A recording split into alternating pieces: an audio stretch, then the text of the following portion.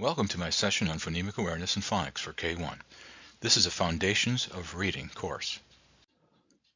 In order to appreciate the role that phonemic awareness plays in the development of reading instruction, it's good to take a look at the 5 variables that research has shown affect the children's probability of having reading problems. Notice mother's education is included, as well as letter identification, sentence repetition, rapid letter naming, and there in the middle, phonological awareness. So many researchers are saying the same thing about phoneme awareness. This is a significant warning for students who fail to develop phoneme awareness. This quote shows us that we can't take phonemic awareness for granted. It needs to be taught explicitly.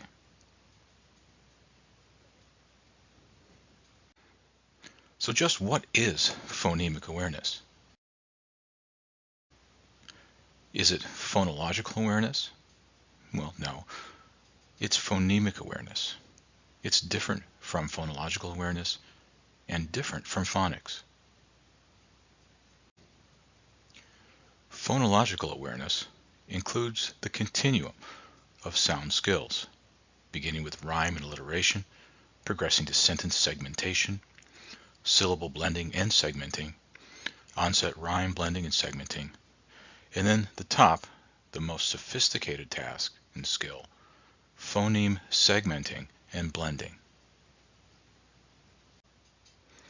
The standards are clear on the role that phonemic awareness plays in early reading instruction. Notice K.4d, segment one-syllable words into speech sound units, including beginning phonemes, onset and ending rhymes. K.4e, identify words according to shared beginning and or ending sounds. So the importance of students reaching an ability to manipulate and to identify, to discriminate, and to delete and to add, and to become adept at understanding the phoneme is vitally important. The phoneme is the smallest unit of individual sound in the English language. Standard 1.4 is equally significant. Take a look at 1.4b, count phonemes in one-syllable words. 1.4c, blend sounds to make one-syllable words. 1.4d, segment one-syllable words into individual speech sounds, phonemes. 1.4e, add or delete phonemes to make new words. If this is not being done in the first grade classroom, the standards are not being met. So at this point, I ask teachers to reflect and think about activities that they use to address these standards.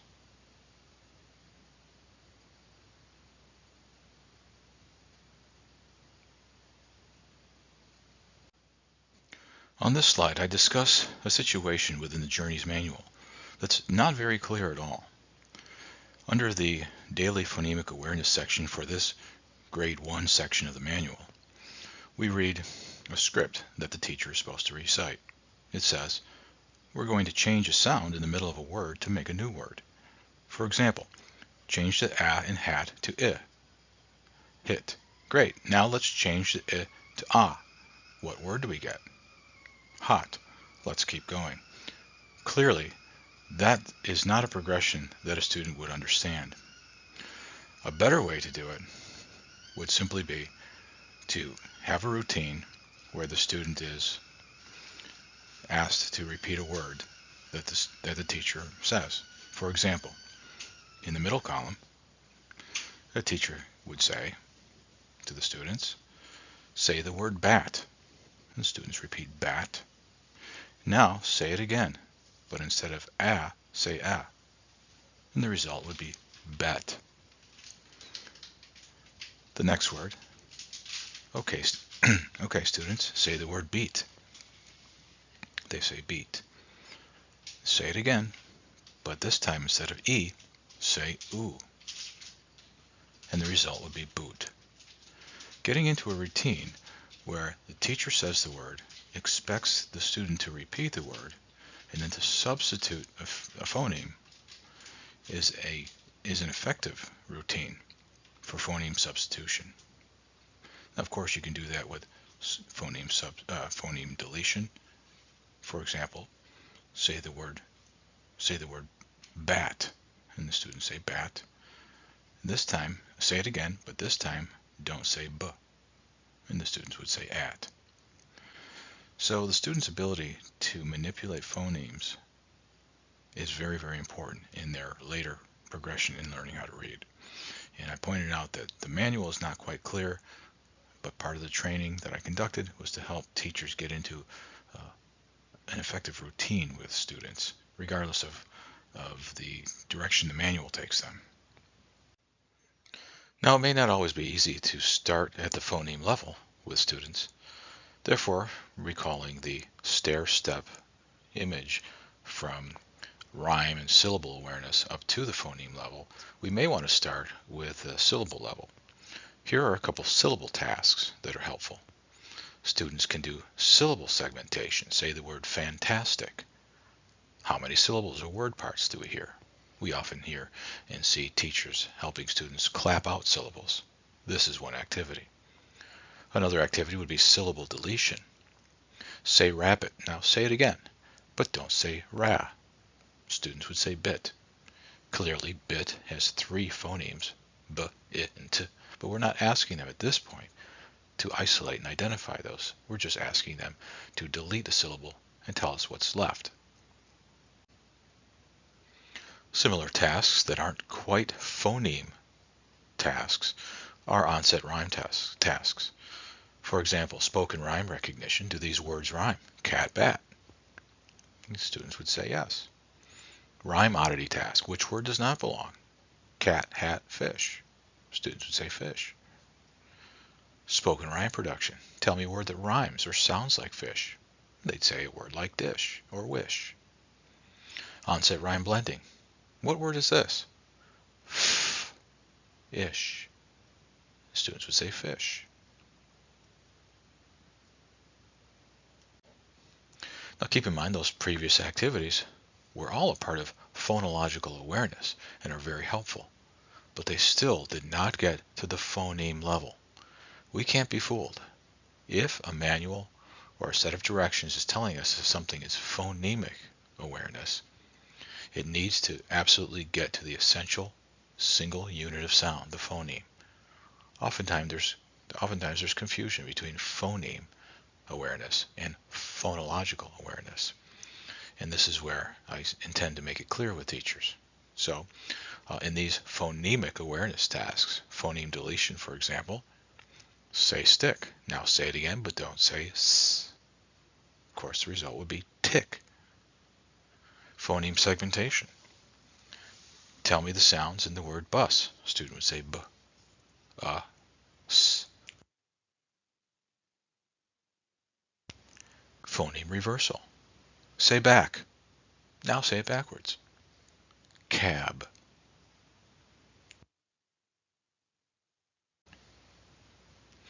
In this part of the seminar, I show some ideas, I show some resources that can be made available to help students understand phoneme segmentation.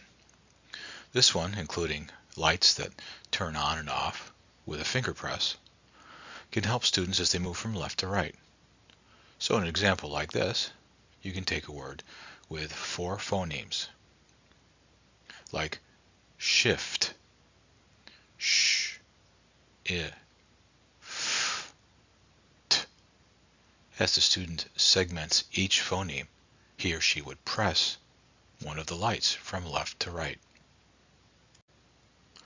Simple toys like a slinky or silly putty can become powerful tools for student learning when they're, for example, doing writing and they need to listen to each phoneme in a word.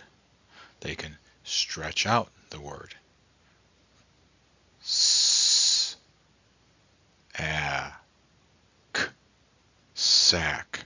As they stretch the slinky or the silly putty, they can hear each phoneme in the word. One very helpful resource that is no longer available through the Virginia Department of Education website is Ideas and Activities for Developing Phonological Awareness Skills, a teacher resource supplement to the Virginia Early Intervention Reading Initiative. I have secured a copy of this document in PDF form and have uploaded it to the English RCPS intranet. The next few slides will show you some examples from this document. This one talks about changing the initial phoneme of a word to create additional words. If I say at, you say cat. If I say at, you say hat. This sort of interaction with students can be done anytime throughout the school day. It does not have to be a formal lesson.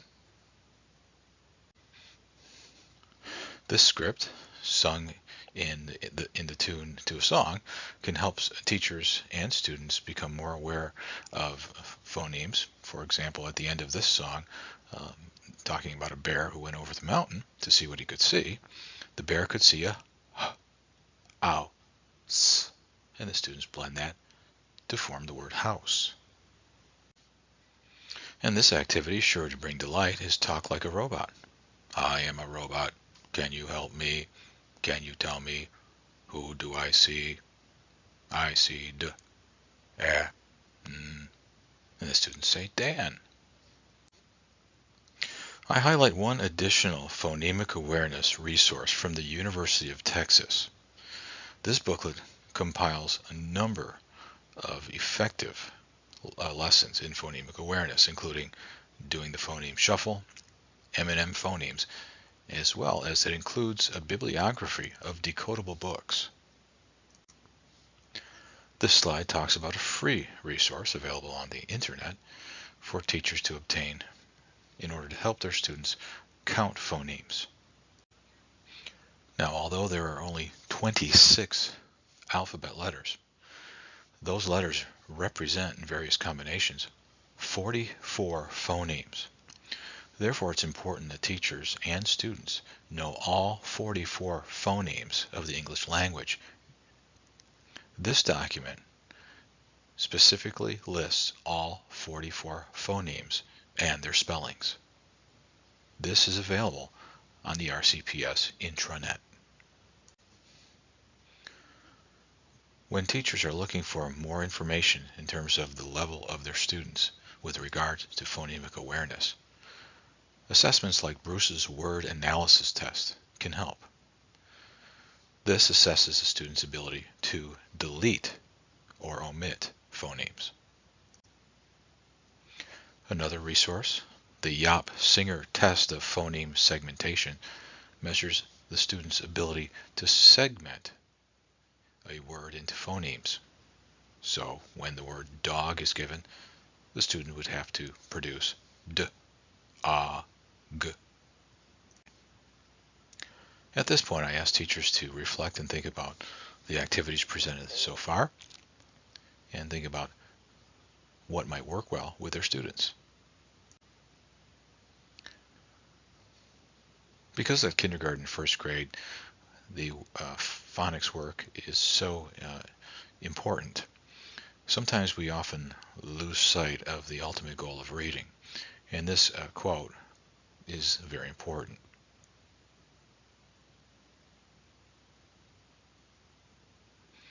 We cannot lose the importance of meaning and the role of vocabulary, even in the midst of teaching students how to decode words.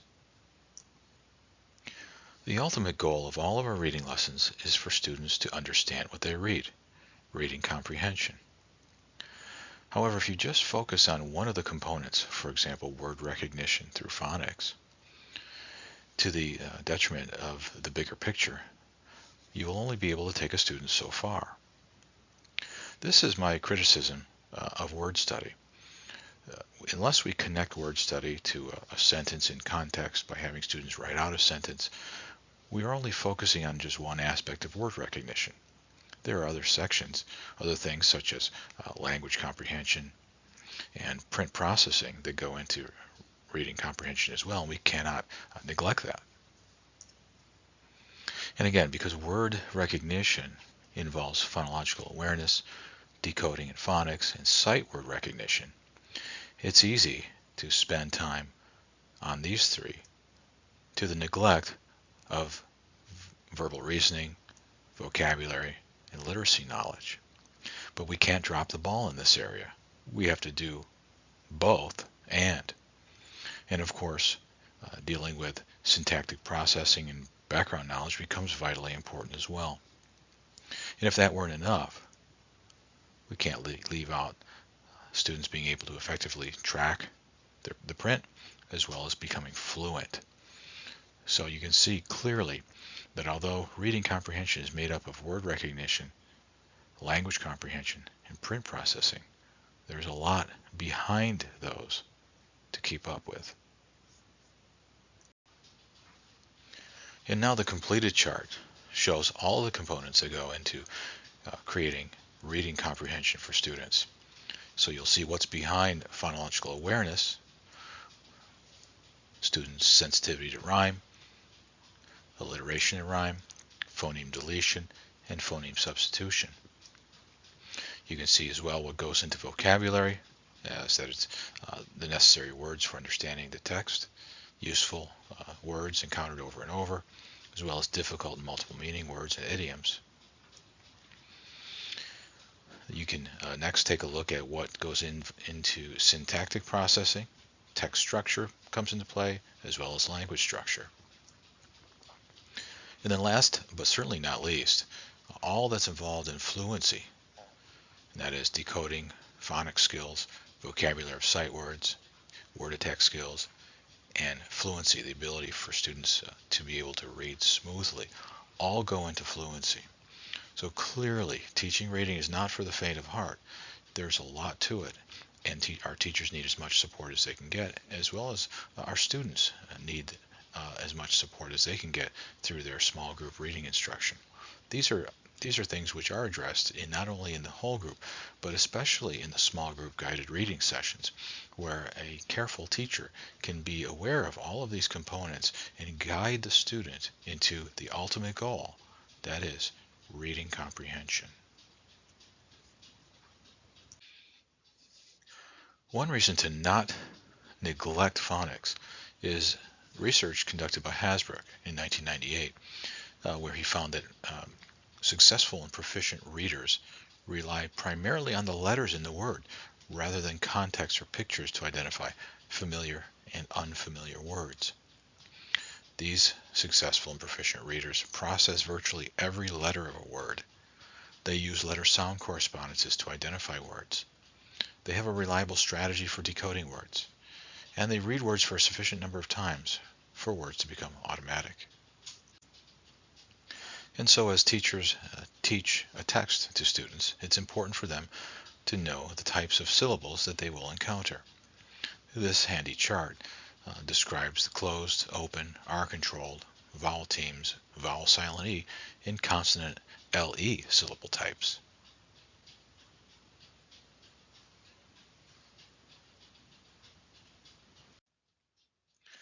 While not as prevalent in kindergarten and first grade, multisyllabic words do come up, and it's important to have an effective strategy for students to deal with multisyllabic words when they encounter them.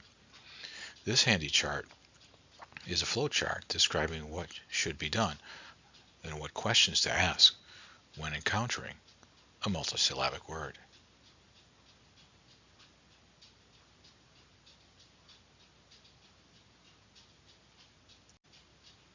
The document I mentioned earlier from the Department of Education mentions blending continuous sounds versus blending non-continuous sounds.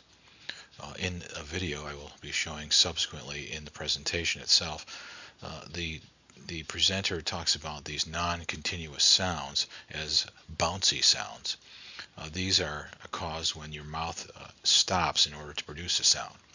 For example, p, b, t, d, k, and g. Your voice actually stops, your mouth stops quickly in order to produce those sounds. And what can often happen is it creates what he calls gappy blending. And when a student encounters that sort of gappy blending.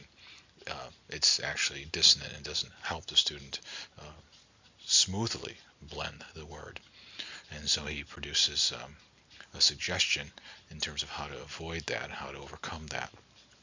Certainly blending continuous sounds are easier to do because they have a continuous sound to them. So blending the word thumb, for example, in a continuous manner, you wouldn't just go th, you would actually continue the sound. You would say thumb. That way the student hears the continuation from sound to sound, and in that way he's better able to produce the word rather than to arbitrarily just stop after the sound th. To see smooth blending in action, I point teachers towards this video. Keep in mind it is a gentleman from the UK, so there are some accent differences. However, the blending component does convey quite nicely. I suggest that our teachers get in the habit of smooth blending and teaching students to be able to smooth blend as much as possible. Research by Jones and Mayward in 2004 show us the frequency of letter usage in the English language.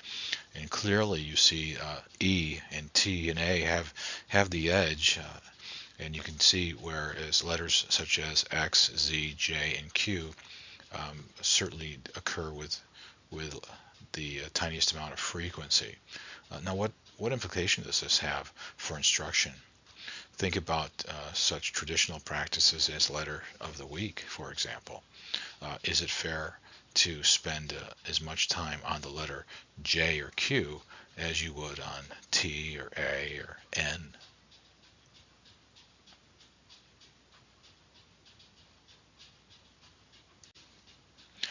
At this point, I ask teachers to think about what conclusions they can draw from the letter chart and from the video on smooth blending.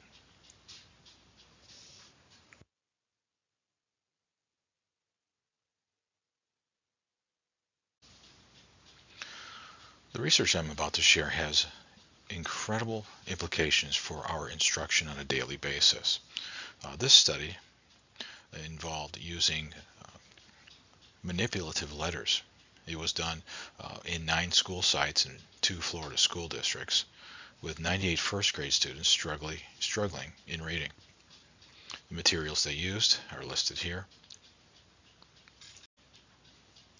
The treatment lesson got these 4 steps, while as the comparison group had actually one of the steps omitted, and what was omitted was the step 3 alphabetic word work with manipulative letters. Sorry about that crazy diagram there. But they involved introducing the book. Step 2, coaching the students through the book. When you think coaching, think guided reading. The treatment lesson also got this alphabetic word work with manipulative letters. And then step 4, the students were to reread the book. Well, the comparison lesson did all of the above, except it left out the alphabetic word work with manipulative letters. I don't know, they must have had maybe some plastic letters to work with as they went through the book. Now clearly the results show that the comparison group, that denoted here in blue, performed better than the control group on both nonsense words as well as decoding CVC words. But what I'd like to draw your attention to is the significant trajectory of the red line treatment group. Now this was the group that received practice every day. In addition to guided reading, they had practice in manipulative letters in forming words. That trajectory is quite high, and you can see that depicted by the red line. So clearly it is important to attend to phonics in a meaningful way for students. The use of manipulative letters is a multi-sensory approach. Research has shown that multi-sensory approaches to learning how to read are more effective than traditional approaches. This next study uses word boxes as a large group phonics approach in a first grade classroom. These students had this intervention 20 minutes a day for 4 weeks with approximately 5 words per lesson taught by the same teacher to both groups. One of the groups received traditional phonics lessons, while the others used these word boxes. As you can see here, the student working from the word slip. They isolate each individual sound, they blend it, and then they write the word underneath.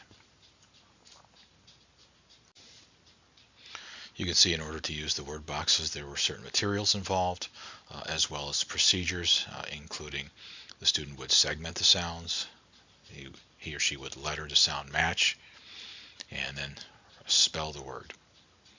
Each step consisted of the teacher modeling, guided practice, and independent practice. Very explicit. This is a very explicit way to teach phonics to students. Now you may have noticed that the slides now say study 3, but this is the same study that began with study 2. Traditional phonics condition simply involved the teacher and the students chorally reading words in a list. Now think about that. What activity do you see in your classroom that is similar to the choral reading of words in a list? Step 2, letter sound correspondences were taught by a teacher by underlining each letter, naming the letter, and saying its sound in sequential order. In step 3, there was choral guided practice, and then step 4, worksheet exercises for practice. This was the traditional phonics condition. Now, although the study didn't measure effect sizes, what it did measure were that the students in the word box condition scored significantly higher at post-test than the students in the traditional phonics lesson. So they outscored the traditional phonics students on spelling and reading taught words, as well as spelling and reading transfer words or new words that they encountered. This has tremendous implications to how we teach phonics on a daily basis. And that is why, in addition to following the Journeys manual, it's important for teachers to understand the big picture of the phonics scope and sequence. And I'm making available this document, which does just that. It starts at the beginning, is very sequentially lists out phonics skills that students should have in place. And in this manner, teachers know where they've been, they know where they're going. So this ultimate phonics scope and sequence has been made available as a handout and has been uploaded to our English intranet. One helpful chart put out by the 95% group shows phonics skills and the point at which they should be mastered by grade levels 1, 2, and 3. So for example, in the red section, if these phonics skills should be mastered by grade 1, then what does that mean for kindergarten? They should certainly be at least introduced and practiced.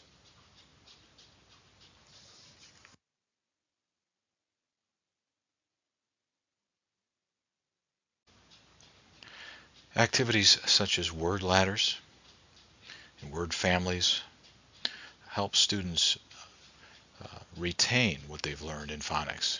And there are many other suggestions available on the internet, but these are just some that will help students practice what they've learned in phonics.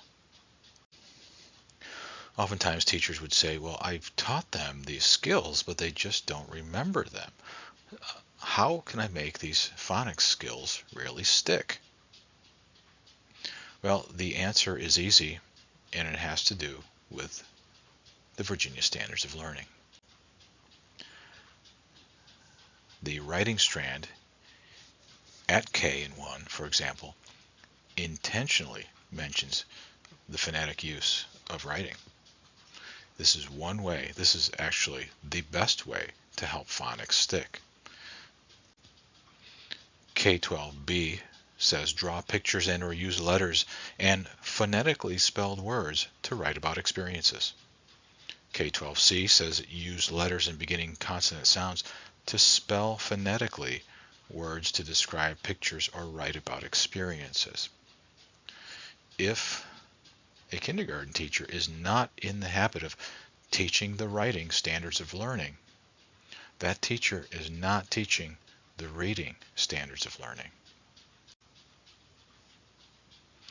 And the same goes for first grade.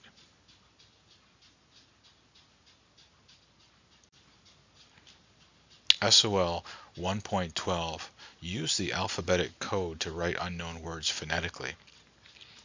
SOL 1.13d use complete sentences in final copies. So clearly you can see the importance of including phonetic strategies in writing. So if a first grade teacher is not in the habit of teaching the writing SOL, clearly he or she is not teaching the reading SOL as well, as they cannot be separated. And furthermore, taking a look at 1.13d, using complete sentences in final copies. In order for a student to begin to write incomplete sentences, it's important that the student first speaks incomplete sentences. We are encouraging and actually requiring teachers and students to begin to develop that awareness of the complete sentence in their interactions, in verbal questions, and in written questions. But certainly it starts verbally.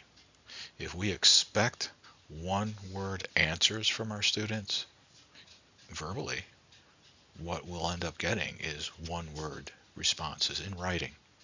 And clearly that does not meet the SOL. Especially here, 113D, use complete sentences in final copies. So when you see writing standards, the precursor to writing, of course, is speaking. And so we expect complete sentence speaking in order to get there to this complete sentence writing. This slide is taken from the Florida Center for Reading Research, and it shows and talks about one of the best ways to see what a child knows about language and sound-symbol relationships is to examine his or her invented spelling. So giving students frequent opportunities to help them learn how the language works through writing is, again, a part of the Virginia SOL and is very important because they're accessing the sounds that they've learned phonetically and practicing them through writing. Therefore, in the daily rotations, I'm asking principals to require teachers to have a writing station as one of the rotations. Here's an example of one writing station from within our own division.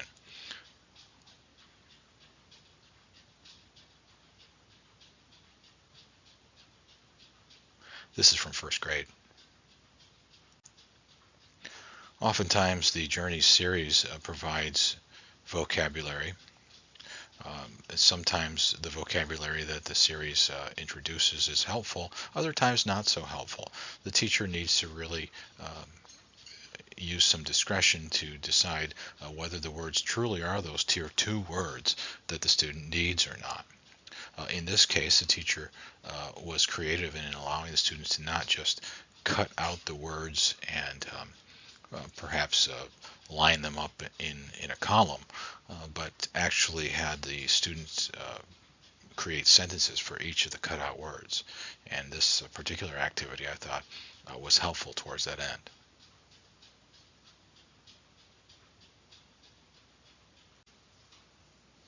So I asked teachers, how many vowels are there? And clearly they all respond, well, there's 5. And that's true. Then the challenge becomes, well, how many vowel sounds are there? And clearly there are more than 5. There's actually 18. Louisa Moats has come up with her vowel chart. In 2004, she developed this way of depicting those 18 sounds. Another chart adapted from Moats and from Lindemuth depicts the vowel sounds in the manner in which the sounds are created by the mouth. Starting with E and progressing, you'll notice that as you say these sounds, the mouth actually opens wider, the jaw drops lower. E, I, A,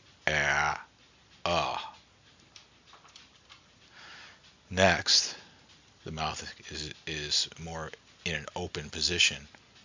Ah, ah. And then the mouth begins to move up as we have the sounds O, and oo. And then there's words that are sometimes called sliders, where you've got a combination of vowel sounds that have to slide or blend with each other. So words like I sounds like I would be a combination of ah and e. I sounds like you would be ye and oo together. You. And there's ow, and then of course there's oi. And last but not least, the R-controlled vowels, where an R actually controls the sound of the vowel. R, and then or. These are all of the vowel sounds. You will not find an English word that is not somehow represented with these sounds. This is the complete, exhaustive version of the vowel sounds. This is another one of the reasons why reading can be complicated. So helping students understand, yes, there are 5 vowels, but those 5 vowels work together and work with other letters like R, and work with each other like in oi, to create 18, yes, 18 vowel sounds, distinct vowel sounds that your mouth actually produces. So that's why these are laid out in this manner, from what they can call smileys, where your mouth is closed and more to an open stance, and then where your lips are rounded to make these sounds. Now, there's a lot more that can be said about this chart, and a lot more that can be done with it. And this is a handout that all the teachers received at the training, where I walk them through the steps that students can use when writing and they don't know how to spell a word, as well as when reading and they encounter a word that they don't know. This probably would be most useful at grades 1 and up. It may be somewhat confusing for kindergartners, but it's probably not a bad idea to help them understand different sounds and the way their mouth forms these sounds, at least to help them become more aware. Sometimes in kindergarten and first grade classrooms, teachers feel the need to supplement the reading series with some independent practice work. The independent practice work often takes the form of collections of papers derived from a variety of sources. I've attempted to help teachers go to one place when they believe that students need some additional reinforcement on phonics sounds and practice, by providing some freely available workbooks in PDF format on the English intranet page. While I am not requiring teachers to use these, I am asking them to take a look whenever they feel the need for their students to have additional practice. In fact, one of the pages in the kindergarten workbook shows how to help students understand the vowel sounds.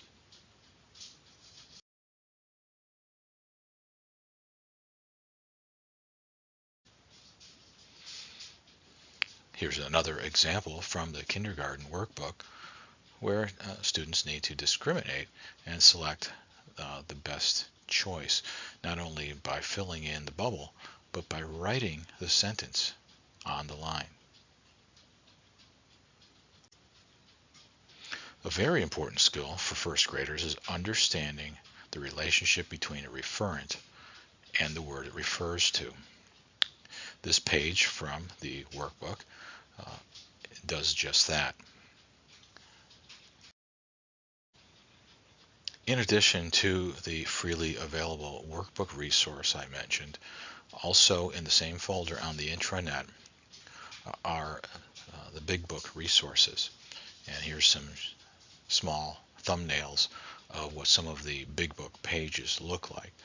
These can be projected onto the large display, the smart board, for additional practice.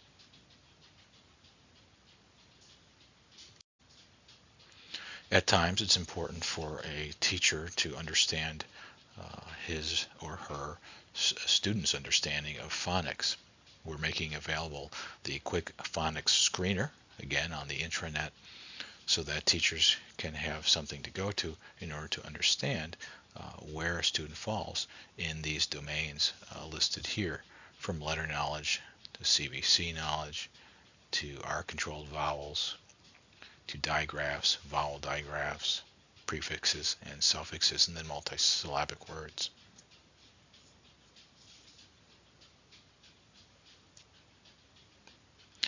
The Library of Virginia has put together a resource of early reading instructional strategies and resources.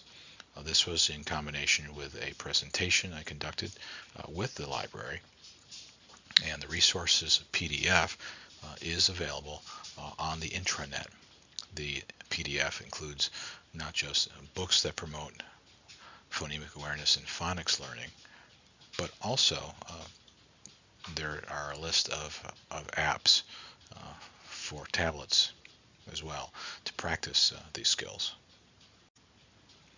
Teachers may appreciate lists such as this one at Goodreads, which is labeled Popular Phonemic Awareness Books. Now keep in mind, these books many of them are rhyme books, so it's not exactly phonemic awareness, but phonological awareness. And here's an example of when the word phonemic and phonological are often misunderstood. I recently came across an artist who has devoted himself to creating music and songs that employ certain aspects of phonological awareness. I'm encouraging teachers to take a look at some of these and to see if these might fit well within their lessons. I'm encouraging all interested teachers and principals to join my RCPS Elementary Literacy Group on PD 360. This will be a way to communicate some of the messages, such as this one, in a way that can be direct and understandable. I hope this group will create a springboard for discussion to further strengthen our literacy here at RCPS. I'm currently looking into obtaining enough phonics posters, such as the ones shown here, for each of our classrooms at K2. Now, in this particular set, all of these posters are not appropriate for kindergarten, so we would have to divide them up between kindergarten and second, whereas all of these are certainly helpful to first grade. I've also noticed with one of the posters, it was the where is it? Well, I think it was the Vowel Teams poster had an error in it. I'm currently working with the vendor to either correct that error, or we will move on to find another vendor. But this has been these posters, having these posters up on the wall in this manner, and that's what these are here, or the small desktop sized posters here can be helpful as a teacher and students are in their reading groups. They can also refer to these while they're writing. Just being able to have these at a ready reference would help students as they practice their phonics skills. So be on the lookout for these to be coming to the buildings as I'm currently looking into ordering these.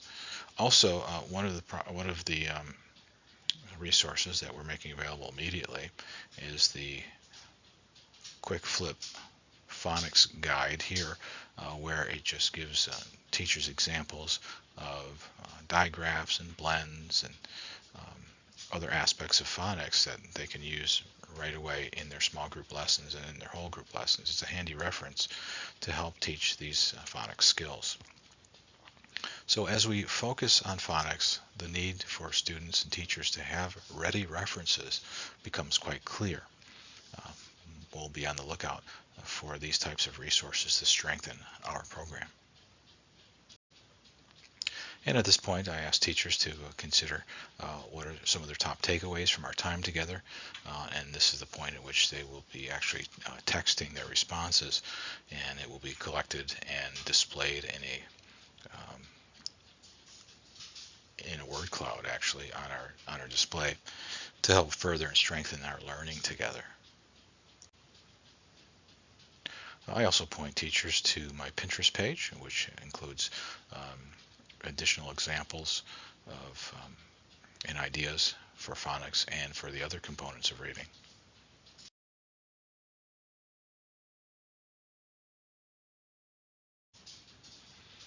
I thank you for your attention, and if you have any questions, please feel free to contact me.